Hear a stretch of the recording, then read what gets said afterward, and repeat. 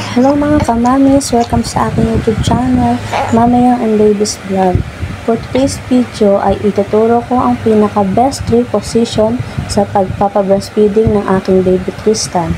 Ang first breastfeeding position ay tinatawag itong cradle position. Hawak mo si baby sa iyong braso at ang kanyang ulo naman ay nasa iyong siko. Ang pangalawang pinakamainam na breastfeeding position ay ang tinatawag na side lying position. Ito ang pinaka-komportabling position sa lahat. Dahil napapasuso ko si baby ng maayos at pareho kaming komportable. At ang pangatlong position naman ay tinatawag itong reclining hold position. Ito ay pagpapasuso ng nakadapa si baby sa iyong dibdib. So, ayun nga guys, ang aking 3 best breastfeeding position.